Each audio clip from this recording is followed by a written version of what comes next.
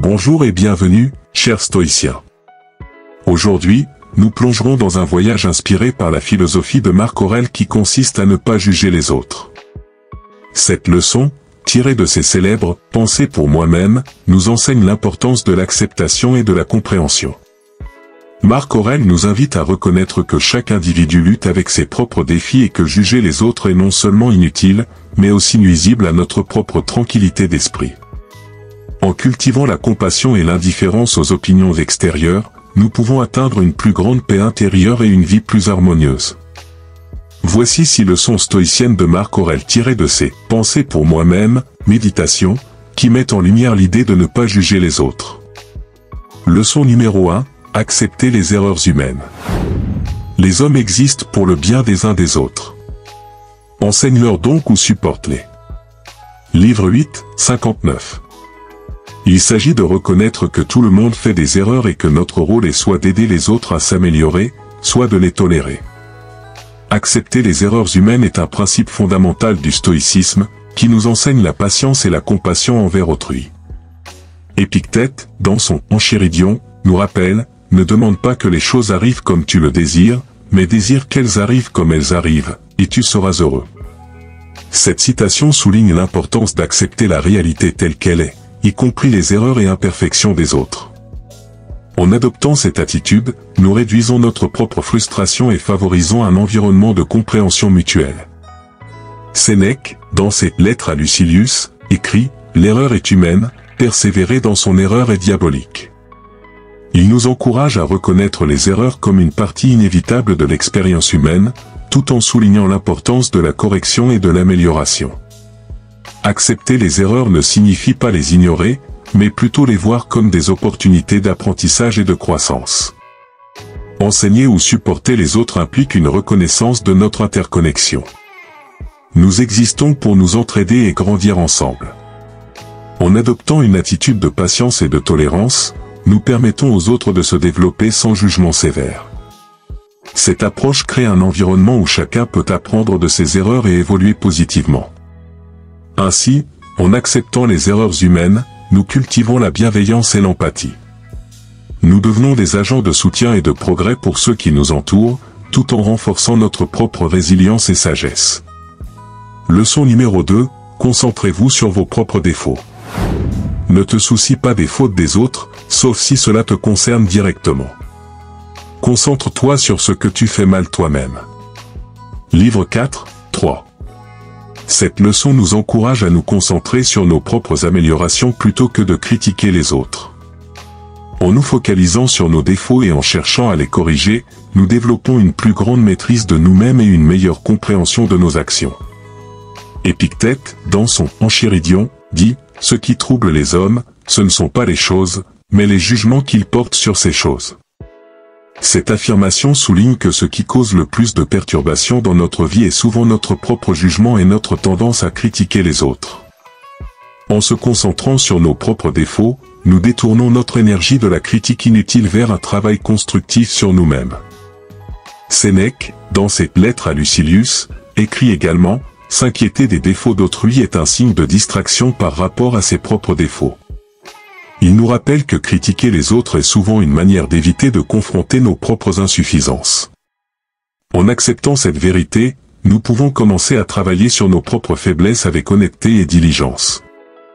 En nous concentrant sur notre propre développement personnel, nous devenons plus indulgents envers les erreurs des autres.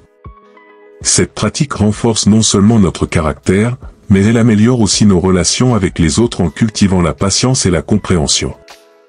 Lorsque nous reconnaissons nos propres défauts et nous efforçons de les améliorer, nous créons un environnement plus harmonieux et respectueux, tant pour nous-mêmes que pour ceux qui nous entourent. Leçon numéro 3, reconnaître notre propre ignorance. Rappelle-toi combien de fois tu as été surpris par les événements, combien de fois tu as changé d'avis, et combien souvent tu as critiqué les autres pour des choses que tu as fait toi-même. Livre 6, 21. Cela souligne l'importance de se souvenir de ses propres erreurs et de reconnaître que nous ne connaissons pas toujours tous les aspects de la situation des autres. En effet, en étant conscients de notre propre ignorance, nous devenons plus humbles et moins enclins à juger les autres. Cette reconnaissance de nos propres limites intellectuelles et morales est cruciale dans la pratique stoïcienne. Épictète, un autre grand philosophe stoïcien, affirme dans son Enchiridion, « Il est impossible pour un homme de commencer à apprendre ce qu'il croit déjà savoir ». Cette citation met en lumière le danger de la présomption et du jugement hâtif. Si nous croyons tout savoir, nous fermons la porte à la véritable compréhension et à la croissance personnelle. De plus, notre tendance à juger les autres rapidement est souvent une projection de nos propres insécurités et faiblesses. En reconnaissant notre propre ignorance, nous devenons plus empathiques et tolérants envers les erreurs des autres. La pratique de l'autoréflexion est essentielle pour un stoïcien. Marc Aurèle nous rappelle également que nous devrions voir en chaque homme un semblable, une âme qui souffre et se débat dans la même lutte que nous. Livre 7, 22. Cette perspective nous pousse à être plus compréhensifs et à nous abstenir de juger hâtivement. En nous rappelant constamment nos propres erreurs et changements de perspective, nous cultivons une attitude de compassion et d'ouverture, essentielle pour vivre en harmonie avec les autres et avec nous-mêmes. 2. Voir le bien chez les autres. Quand tu te réveilles le matin, dis-toi, je vais rencontrer des gens qui sont égoïstes, arrogants, trompeurs. Mais je ne peux pas me sentir blessé par eux. Livre 2, 1. Marc Aurèle nous rappelle d'être prêt à rencontrer des défauts chez les autres, mais de ne pas les laisser nous affecter négativement. Cela signifie que nous devons reconnaître les imperfections humaines tout en choisissant de voir le bien chez les autres. Adopter cette attitude positive nous permet de rester serein et de mieux interagir avec les gens autour de nous. Épictète, dans son Enchiridion, renforce cette idée en disant « Rappelle-toi que ce n'est pas l'homme qui te met en colère, mais l'opinion que tu as de cet homme. » Cette affirmation souligne que notre perception des autres est souvent la source de notre souffrance. Si nous nous concentrons sur les qualités positives des gens, nous pouvons modifier notre opinion et éviter de nous sentir blessés par leurs actions. Voir le bien chez les autres ne signifie pas ignorer leurs défauts, mais plutôt choisir de ne pas être dominé par les aspects négatifs. En changeant notre perspective, nous cultivons une attitude de bienveillance et de tolérance. Sénèque, dans ses Lettres à Lucilius, écrit « Partout où il y a un être humain, il y a une opportunité pour la gentillesse ». Cela nous encourage à chercher activement les moments où nous pouvons être gentils et reconnaissants, même envers ceux qui semblent difficiles. En intégrant ces principes stoïciens, nous apprenons à voir les autres avec une plus grande clarté et compassion, ce qui nous aide à vivre en harmonie avec nous-mêmes et avec les autres. 4. Comprendre la perspective des autres. Pour comprendre la vraie nature de ce qui te trouble, rappelle-toi combien d'autres qui, comme toi, ont été irrités, mécontents, soupçonneux, et qui sont maintenant morts et oubliés. Livre 8, 4. Cette pensée nous invite à adopter une perspective plus large et à comprendre que les difficultés et les irritations sont souvent éphémères. En reconnaissant la transience de nos problèmes et de ceux des autres, nous pouvons développer une attitude plus tolérante et compatissante. Épictète, dans son Enchiridion, affirme « Souviens-toi que ce qui t'irrite, ce n'est pas les événements, mais ton jugement sur eux ». Cette citation souligne que notre perception joue un rôle crucial dans la manière dont nous réagissons aux situations. En adoptant une perspective stoïcienne, nous comprenons que les irritations et les conflits sont temporaires et souvent amplifiés par notre propre jugement.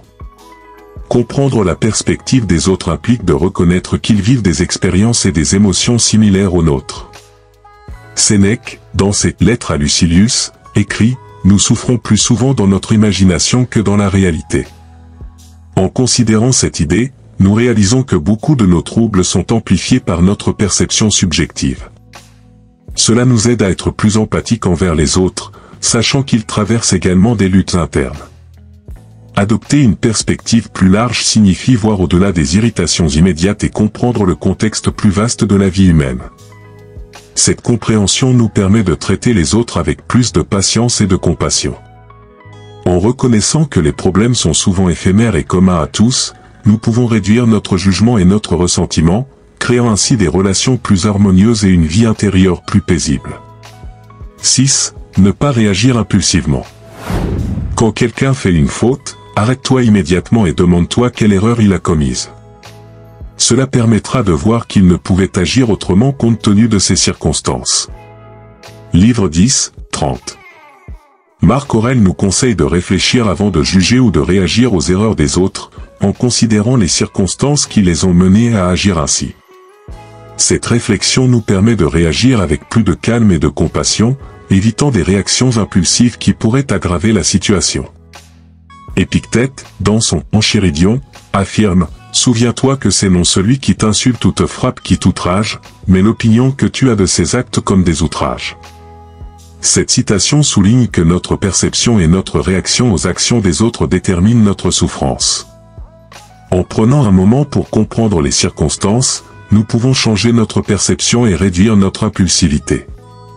Sénèque, dans cette lettre à Lucilius, écrit « La colère, si elle n'est pas maîtrisée, est souvent plus nuisible que l'injure qui l'a provoquée. » Il nous avertit des dangers des réactions impulsives, qui peuvent causer plus de tort que le problème initial. En maîtrisant nos réactions, nous protégeons notre paix intérieure et évitons d'aggraver les conflits. Réfléchir aux circonstances des autres avant de réagir nous aide à comprendre les motivations derrière leurs actions. Peut-être qu'ils agissent par ignorance, pression ou stress. En considérant ces facteurs, nous pouvons réagir de manière plus équilibrée et constructive. Ne pas réagir impulsivement favorise des relations plus harmonieuses et réduit les conflits inutiles. En pratiquant la patience et la compréhension, nous cultivons un environnement de respect mutuel et de tolérance. Cela nous permet de maintenir notre tranquillité d'esprit et de répondre aux défis avec sagesse et compassion. Ces leçons nous invitent à adopter une attitude plus compréhensive et tolérante envers les autres, en reconnaissant nos propres imperfections et en pratiquant la patience et l'empathie. Merci d'avoir regardé cette vidéo, mais n'oubliez pas de vous abonner à la chaîne, d'activer la cloche de notification, pour recevoir les prochaines publications.